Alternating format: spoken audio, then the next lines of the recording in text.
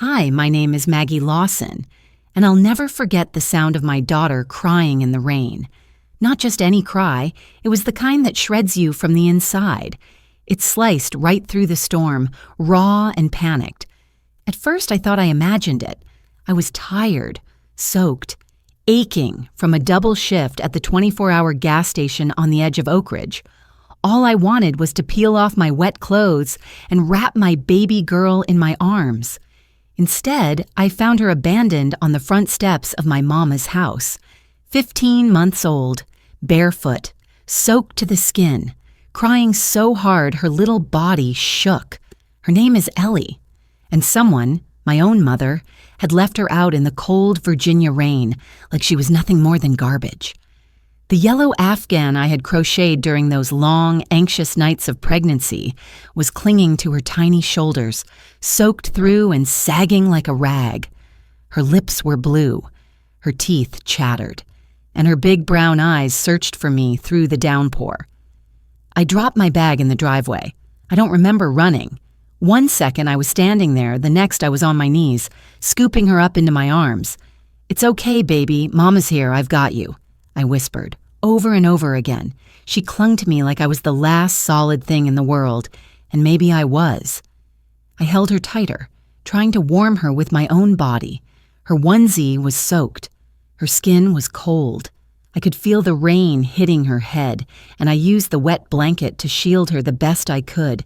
And then I heard the door creak open behind us. I turned slowly. Mama stood there, just inside the doorway, arms crossed, completely dry, not even a hint of concern on her face. "You're late," she said. My voice cracked. "What the hell, Mama? You left Ellie outside in the rain." She didn't blink, didn't even shift her weight. "I told you, Maggie. I don't raise bastards. You made your bed, now lie in it." Her words hit harder than the cold rain ever could. I took a step forward, Ellie shaking against my chest. "She's a baby, Mama, your grandchild." "She's not mine," Mama said, turning her back on us. And that's when Tracy appeared, my older sister, the golden girl of the Lawson family. Perfect hair, perfect marriage, perfect everything. She stood behind Mama, smirking like this was entertainment. "Serves you right," she said, her voice like sugar poured over glass. "You've always been a mess. You brought shame into this family and now you want sympathy?" I stared at her. I wasn't shocked. Not really. But hearing it out loud, seeing them both standing there like I was some stray mutt scratching at the door, it did something to me. "You know what, Tracy?" I said, voice low. "She's your niece. And you should have thought about that before you opened your legs to some loser." She shot back. "Actions have consequences." Ellie whimpered again. My grip tightened. "You want to raise that child," Mama said, stepping closer to the door. "Do it somewhere else. Not under my roof. Not in this house." I blinked. I have nowhere else to go. "Then I guess you better figure something out." And with that, she slammed the door. The porch light went out. I was left in the rain with a baby in my arms, my soaked sneakers sinking into the mud. For a moment, I didn't move. I just stood there, too stunned to cry, too furious to speak.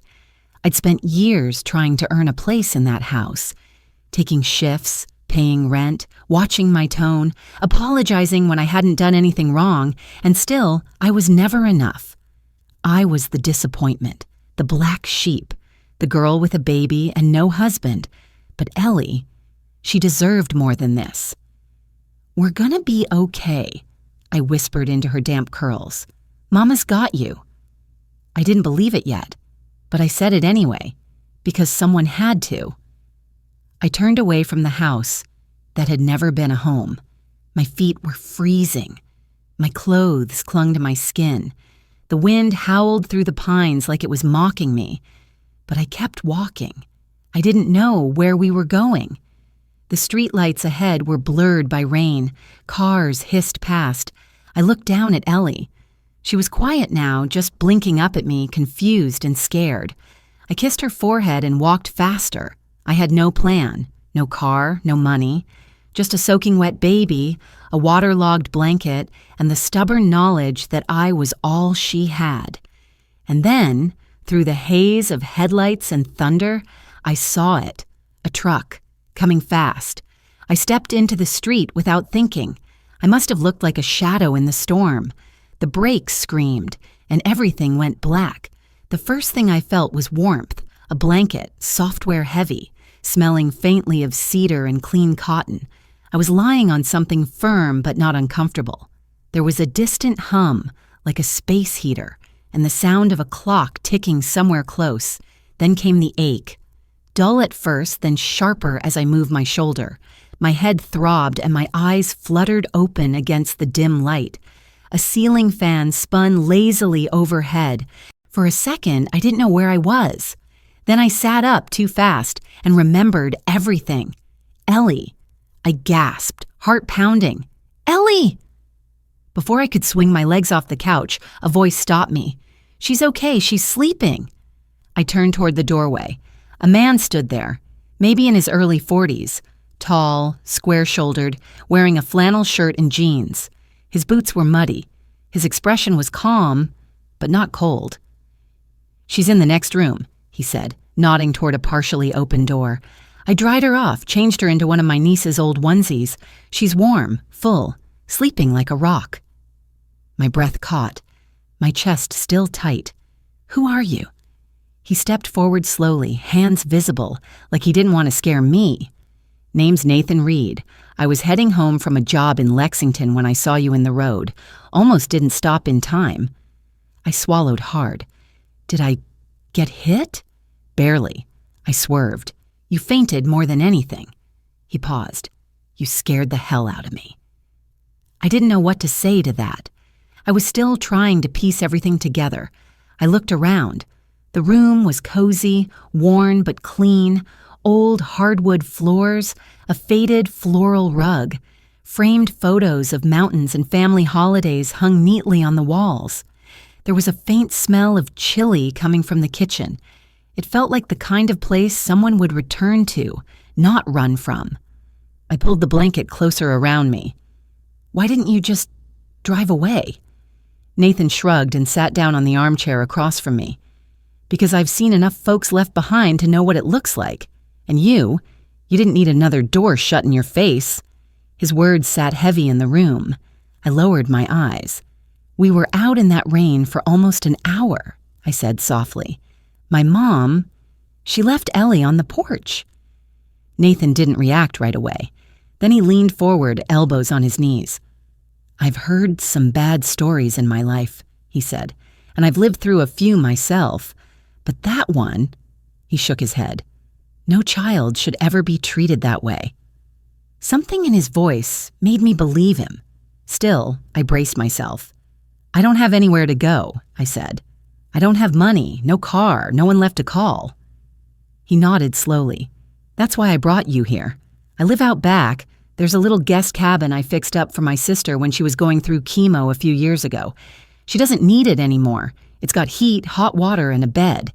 You can stay there, no pressure, just breathe for a while.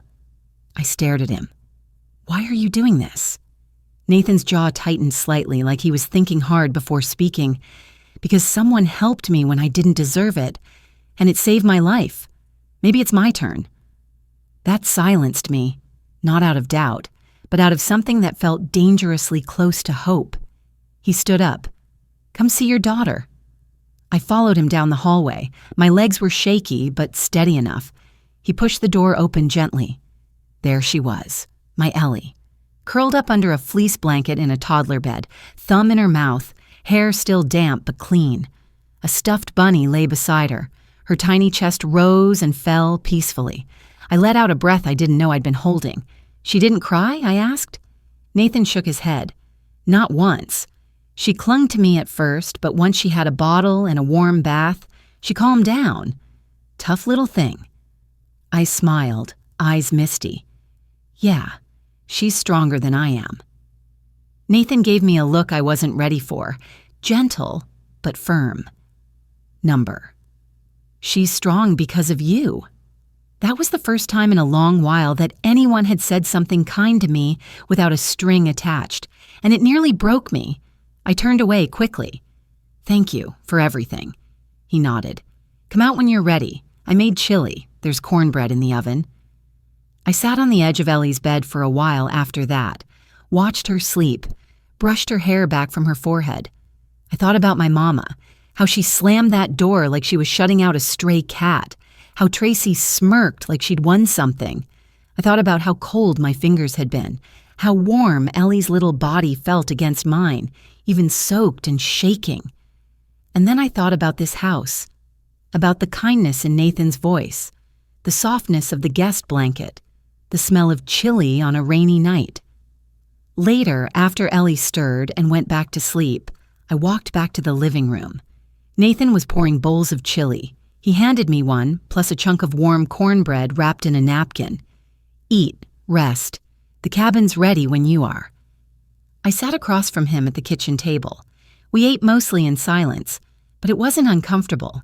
It felt human, safe. For the first time in months, maybe years, I felt something settle in my chest that wasn't panic or shame.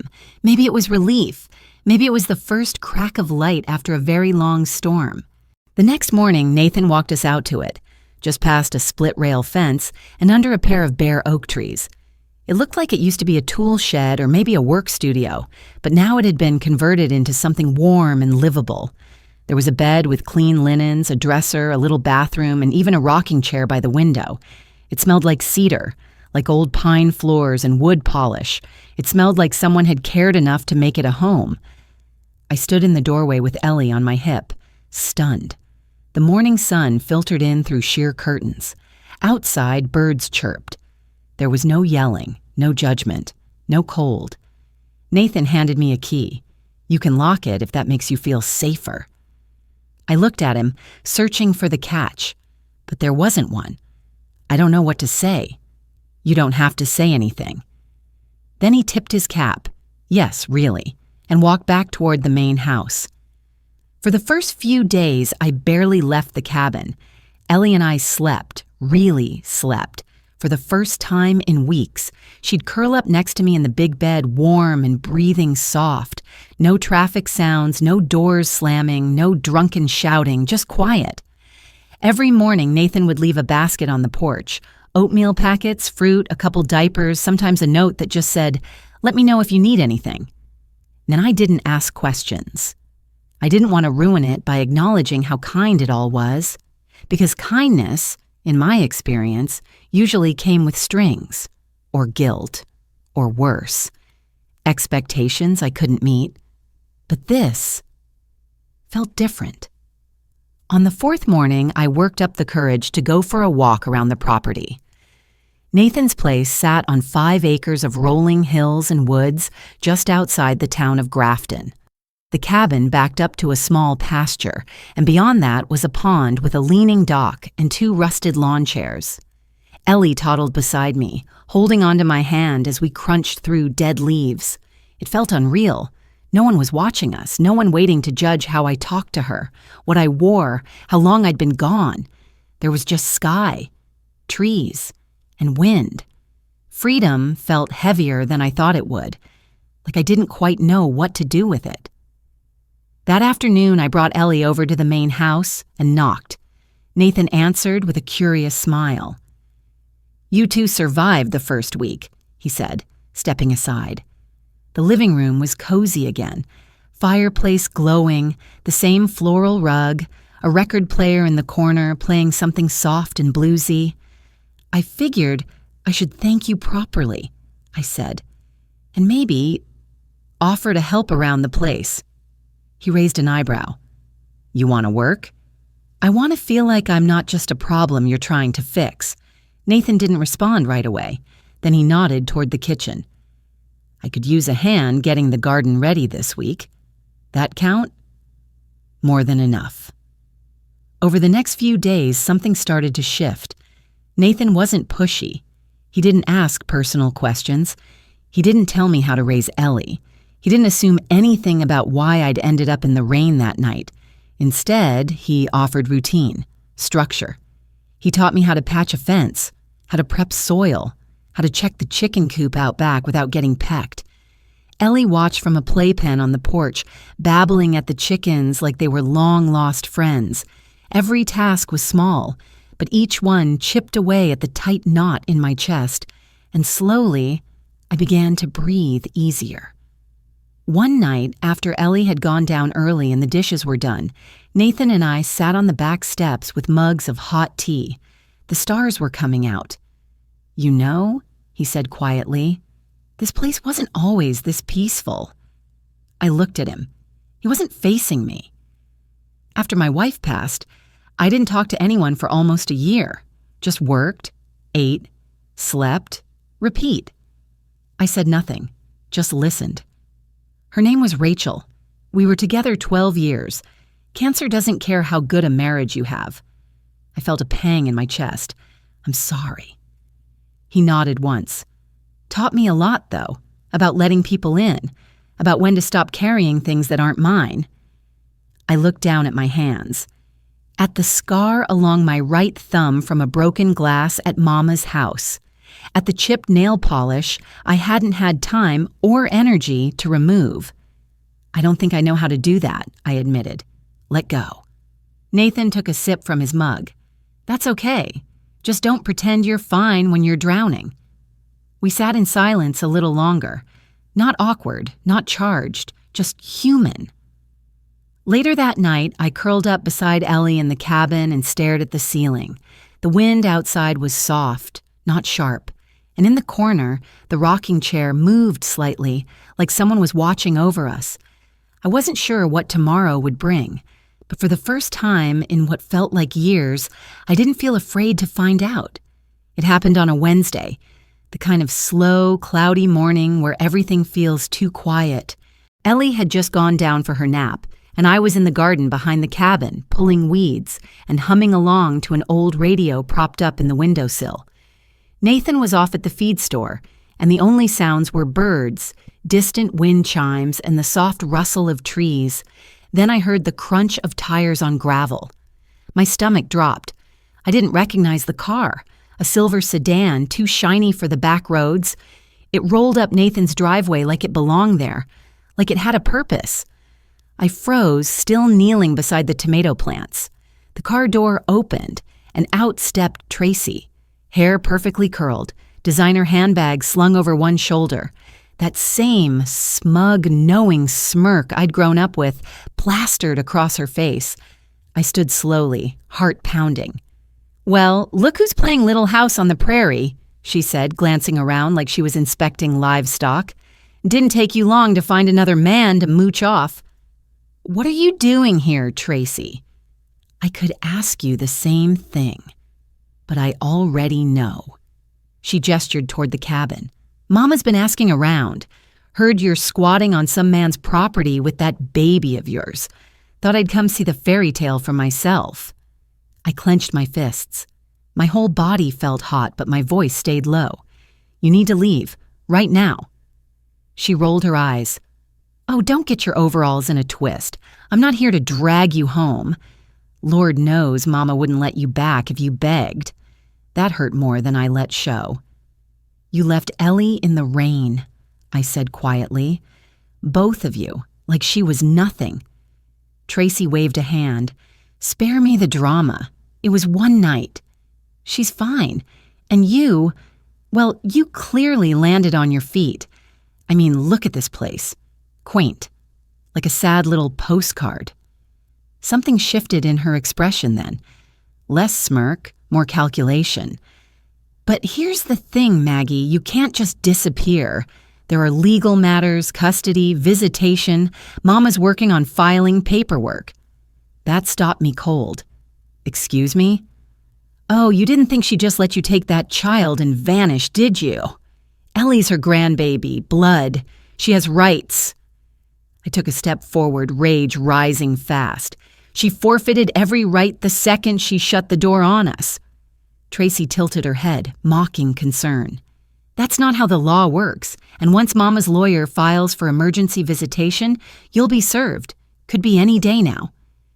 My heart thudded like a drum. "You're bluffing," she smiled. That awful Cheshire grin. "Am I?" Before I could say another word, Nathan's truck pulled into the driveway. Tracy glanced at it, then looked back at me. "This isn't over. Tell your handyman to enjoy playing house while it lasts." She turned on her heel and got back in the car. Nathan parked, climbed out, and took one look at my face. "Who was that?" "My sister." "Trouble?" "Always." That night, I barely slept. I watched Ellie breathe, watched the shadows shift across the walls of the cabin. I thought of courtrooms, of judges, of my mother sitting there in her Sunday dress, telling lies in her calm, church lady voice. I thought of Tracy, too, and how she always knew exactly what to say to cut the deepest. And I thought of my baby, born out of wedlock, raised in shame but loved fiercely every single day. They weren't going to take her from me. Not again. The next morning, I walked over to the main house and knocked. Nathan answered with a coffee cup in one hand and a look that said he'd been expecting me. "I need a lawyer," I said. "A good one. Someone who knows how people like my mother operate." He nodded slowly.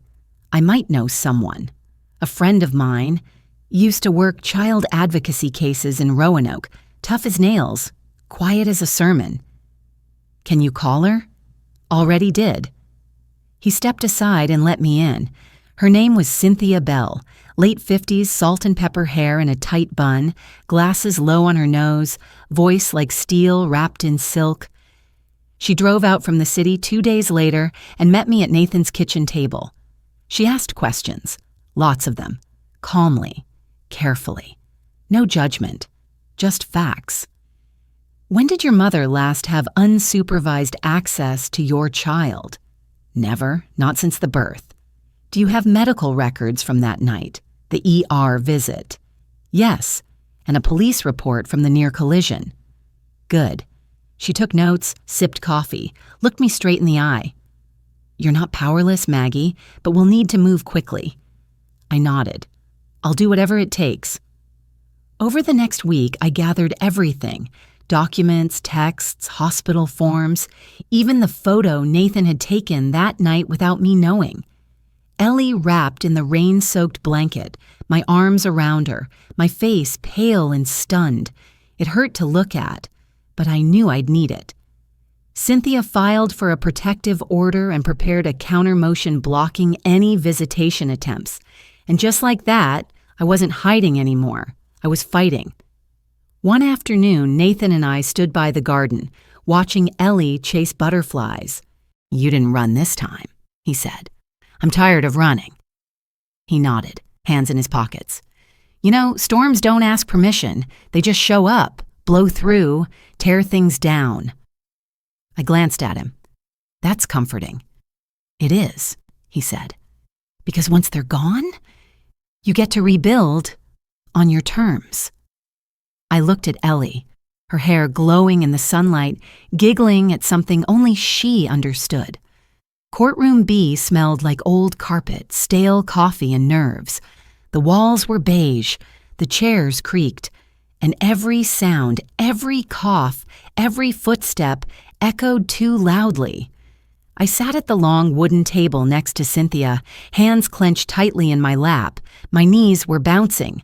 I made them stop. Then they started again. Across the aisle sat my mother, Janice, in her best navy blue church dress. Next to her was her lawyer, a thin, pale man in a sharp suit who looked like he hadn't smiled since 1998. Tracy sat behind them in the second row, tapping her phone, looking bored. "She showed up," I whispered to Cynthia, not surprised. Of course she showed up. Cynthia leaned in slightly, calm as ever. "Let her. You've got truth on your side. That's heavier than all their lies combined." The judge entered. Everyone stood.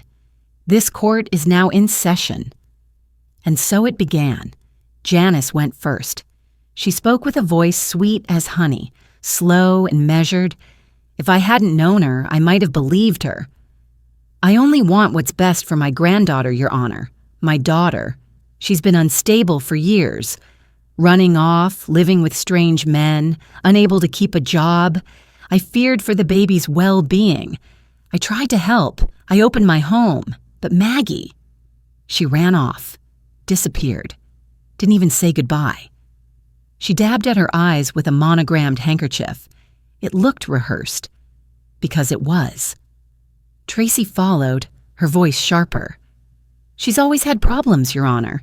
Emotional issues. She used to scream at my kids. She's reckless. My mother did the best she could, but Maggie chose this path. They made me sound like a lunatic, like some drifting ghost of a mother. Then it was my turn. Cynthia stood first. Her voice was low, even, and devastating. We'll be submitting photos of the child left in the cold, hospital reports, police records, and multiple statements from neighbors. The night in question, the child was found alone on a porch in freezing rain. My client was working to provide for her child. The grandmother and aunt chose not only to abandon the child, but then threatened to take custody once the child was safe. I watched the judge's face as Cynthia spoke. Neutral, professional, but not unmoved. Then I stood up. My hands shook. My throat went dry. But I looked my mother in the eye across the courtroom and I spoke.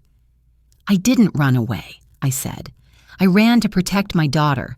I worked nights. I saved what I could. I begged for help, and they slammed the door in my face, literally. They left Ellie in the rain. I carried her away soaking, freezing, and terrified. I didn't disappear. I survived. The courtroom was silent. I could feel Tracy's glare behind me like ice. I took a deep breath. Everything I've done has been for Ellie. Not to punish anyone, not for revenge, just to keep her safe. And now they want to come in and pretend they care. Pretend they didn't treat her like a mistake. But she is not a mistake. She is my daughter. And I will not let them hurt her again. I sat down. Cynthia didn't need to say anything else. The judge recessed for deliberation. We waited in the hallway. Cynthia was calm. Nathan stood nearby, his arms crossed, keeping a quiet eye on things. I sat on the bench gripping the sleeves of my sweater, silently praying. Tracy walked past me once, smirking. My mother stayed seated on the opposite side, not looking at me, not once. Then we were called back in. The judge cleared his throat. After reviewing the evidence and testimony, I see no basis to grant visitation at this time. In fact, I find sufficient cause to approve a temporary protection order in favor of the mother and child, pending further review. I exhaled so hard I almost fell forward. This court believes that the child's safety must come first, and based on what I've seen, that safety resides with her mother. Janice shifted. Her lawyer whispered something into her ear. She didn't speak. She didn't look at me. The gavel came down. This hearing is concluded. We stepped out into the sunlight, and for a moment I just stood there, breeze on my face, weight off my chest. Cynthia turned to me, nodded once, and said, "You did good, Maggie." "Thank you," I whispered, "for everything. Protect your peace. It's yours now." Then she left, already on to the next case, her heels clicking with purpose. Nathan and I walked to the truck. I climbed in and stared out the window for a long while as he started the engine. "You okay?" he asked gently. "No," I said, "but I'm getting there." That night, back at the cabin, I tucked Ellie in with the soft quilt June had dropped off the week before. She rolled over, murmured something, and went still. Outside, the stars were sharp in the sky. I stood on the porch for a long time, the old wooden planks cool under my bare feet. The wind carried the smell of soil, pine, and something faintly sweet from Nathan's kitchen. I thought about the courtroom, the lies, the way they looked at me like I was disposable, and I thought about the moment the judge said the child's safety resides with her mother. That was me. I was her safety. I was enough. 2 weeks after the hearing, the world began to feel still again, not quiet in the scary way, Not like waiting for the other shoe to drop, but still like a lake after a storm. Like the wind had finally stopped pushing. The cabin became our real home. I hung curtains. I patched a tear in the quilt. I started cooking dinner instead of just heating things. Ellie's laughter came more freely now. Her appetite returned. She slept through the night. Some nights, after she was tucked in, I'd sit in the rocking chair by the window and just listen to the silence. It no longer felt empty. It felt earned.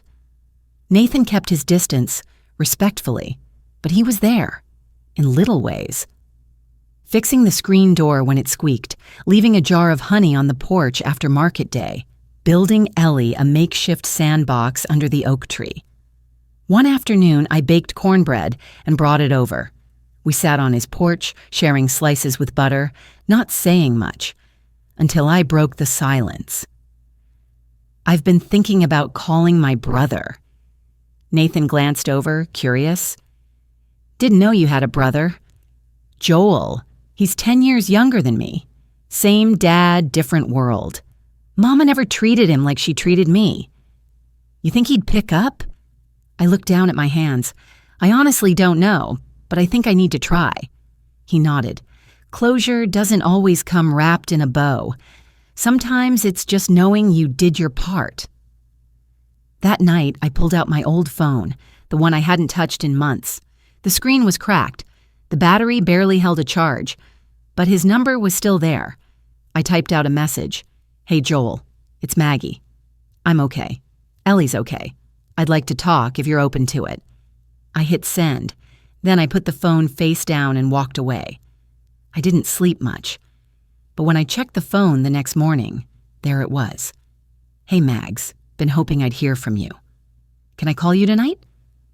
That evening, I sat out on the porch with the baby monitor beside me. The stars were coming out and fireflies danced along the fence line. The phone rang. "Hey," I said, my voice shaking. "Hey, big sis."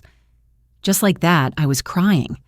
We talked for over an hour about childhood, about Mama, about how he knew things were wrong but didn't know how to fix them, how he'd moved in with a friend after high school and never looked back.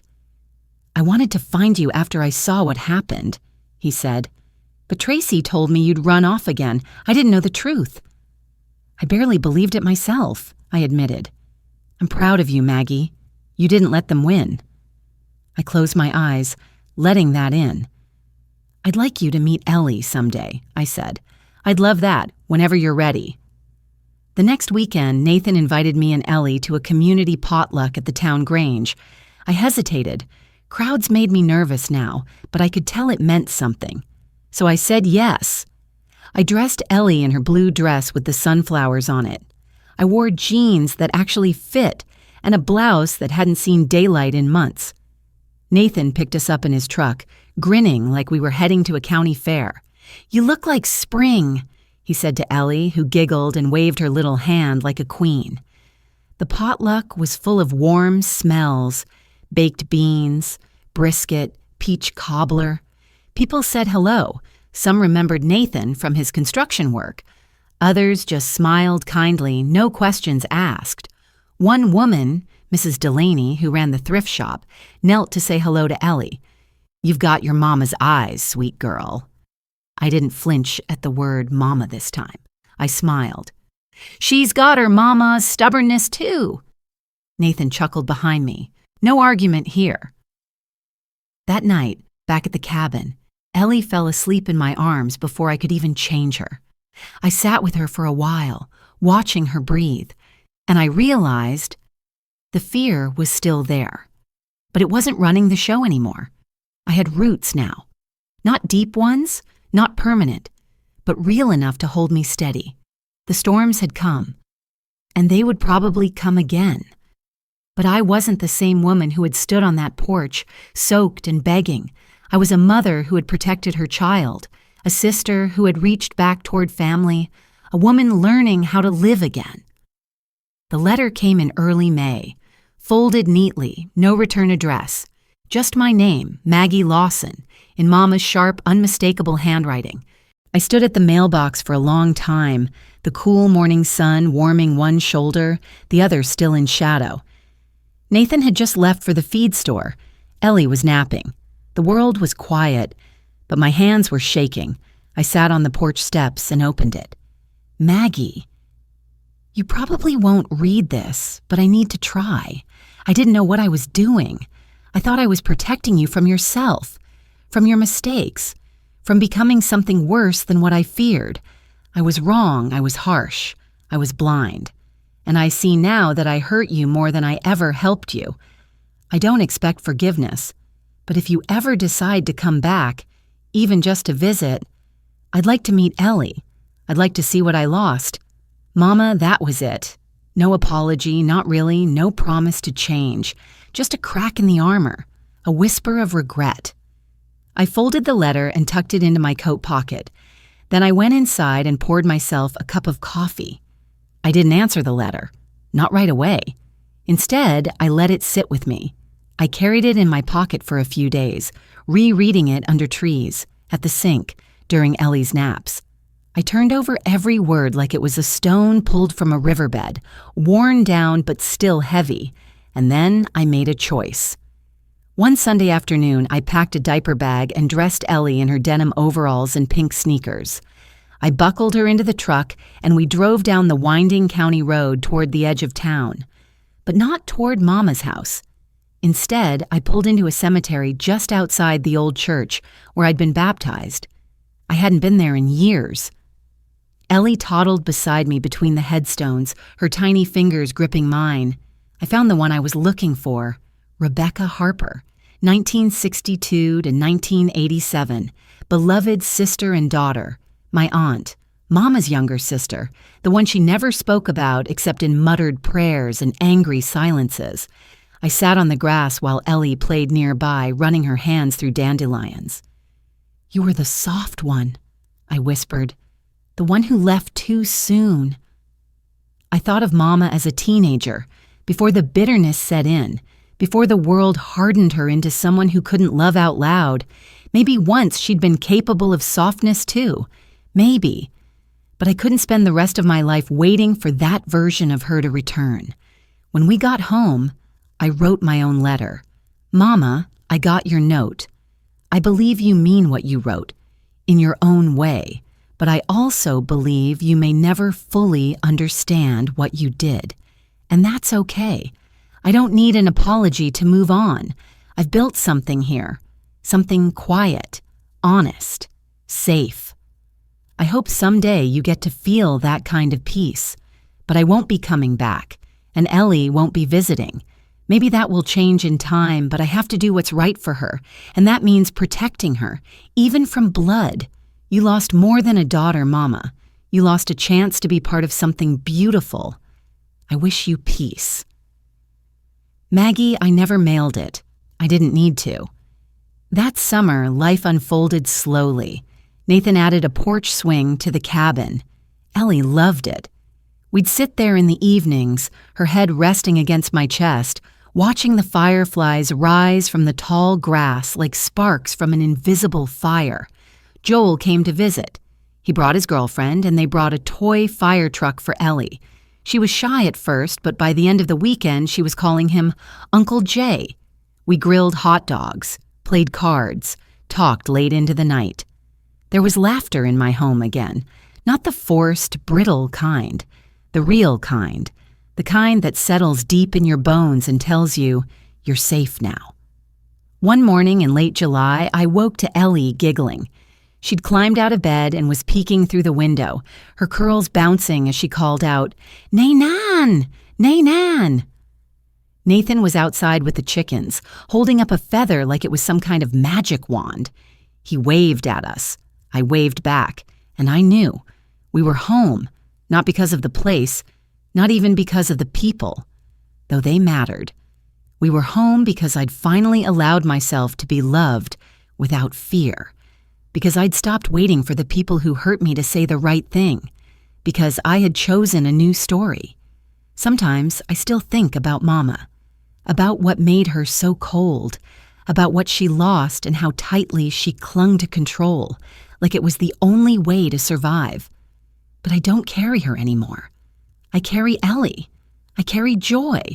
I carry peace that no courtroom, no bloodline, and no bitter woman can take away from me again. This isn't a story of revenge. It's about choosing peace without needing an apology. Walking away not in anger, but with strength. If you've ever felt small or blamed, remember, you don't owe silence. You can protect yourself and your child. Healing can be quiet. Just not going back. Thanks for watching. Like, share, and subscribe if this touched you. You're not alone. Your story matters. You are enough.